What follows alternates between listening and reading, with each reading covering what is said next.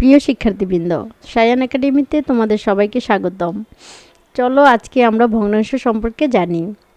আমরা বাস্তব জীবনে প্রায়ই ভগ্নাংশ ব্যবহার করে থাকি। যেমন তোমরা টিফিনের সময় একটি কলা বা একটি আপেল তোমার বন্ধুদের সাথে ভাগ করে খাও। এই যে ভাগ করে খাচ্ছ, এর প্রত্যেকটি অংশই কিন্তু এক একটি ভগ্নাংশ। সুতরাং আমরা বলতে পারি ভগ্নাংশ হলো একটি বস্তুর ক্ষুদ্রতর অংশ বা খণ্ড। আমরা যদি ছবির মাধ্যমে ভগ্নাংশ শিখি তাহলে বুঝতে সুবিধা হবে। চলো এবার আমরা একটি বৃত্ত এঁকে শুরু করি। এই বৃত্তটি একটি সম্পূর্ণ অংশ নির্দেশ করছে। এখন এই বৃত্তকে 4টি সমান অংশে ভাগ করি। তাহলে প্রত্যেক ভাগকে বা অংশকে একটি পূর্ণবৃত্তের ভগ্নাংশ বলতে পারি। চলো গণিতের ভাষায় কিভাবে আমরা ভগ্নাংশ লিখব তা শিখি। তার মানে ভগ্নাংশ লিখতে হলে আমাদের অবশ্যই নাম্বার লিখতে হবে। ভগ্নাংশ শিখতে হলে আমাদের 2টি সংখ্যার প্রয়োজন। একটি সংখ্যা উপরে এবং অন্য একটি সংখ্যা নিচে লিখে তাদের মাঝখানে একটি লাইন টেনে ভগ্নাংশ লেখা হয়। এই 2টি নাম্বার দ্বারা কি বোঝায় এবার আমরা জেনে নিই। মনে রাখবে ভগ্নাংশ হলো কোনো কিছুর অংশ। নিচের অংশ দ্বারা বোঝায় কত অংশে বিভক্ত, আর উপরের অংশ দ্বারা বোঝায় আমাদের কাছে কত ভাগ আছে। তাহলে নিচের অংশকে বলা হয় হর এবং উপরের অংশকে বলা হয় লব। সুতরাং আমরা ভগ্নাংশ সমান লিখতে পারি লব বাই হর। উদাহরণস্বরূপ বৃত্তটিকে আমরা ভগ্নাংশ আকারে লিখি। এখানে বৃত্তটিকে আমরা সমান 4 ভাগে ভাগ করেছি। নিচের সংখ্যাটি তাহলে কত হবে? 4। এখানে 4টি ভাগই আমার কাছে আছে, সুতরাং উপরের সংখ্যাটি কত হবে? 4। তার মানে 4 ভাগের মধ্যে 4টি আছে, তার মানে আমার কাছে এখনো পূর্ণবৃত্তটি আছে। একটি এসে কেউ নিয়ে যায়, তাহলে কি হবে? যেহেতু এই বৃত্তটি এখনো 4 ভাগে বিভক্ত, তাহলে নিচের অংশটি হবে 4। আবার একটি অংশ চলে গেছে, তাহলে উপরের সংখ্যাটি কি হবে? 3।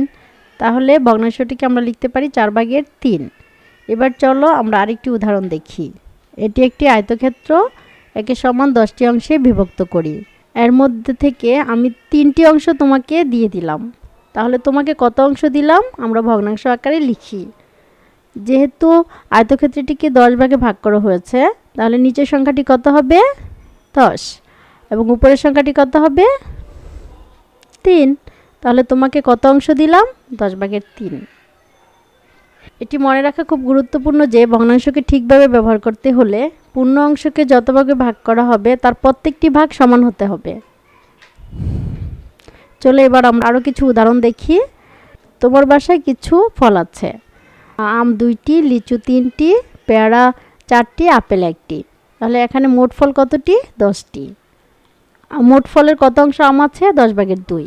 লিচু 10 ভাগের 3, পেয়ারা 10 ভাগের 4, আপেল 10 ভাগের 1। এসো আমরা এখন একটি গণিত পরীক্ষার উদাহরণ দেখি। গণিত পরীক্ষায় তোমাকে 10টি প্রশ্ন দেয়া হলো, তাদের মধ্যে তুমি 7টি প্রশ্নের সঠিক উত্তর দিয়েছ।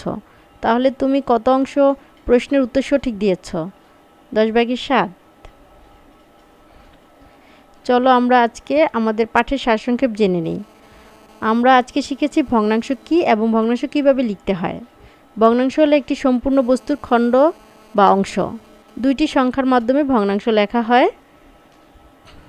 উপরের সংখ্যাটি হলো যত ভাগ আমাদের কাছে আছে এবং নিচের সংখ্যাটি হলো কত ভাগে বিভক্ত, অর্থাৎ ভগ্নাংশ সমান লব বাই হর।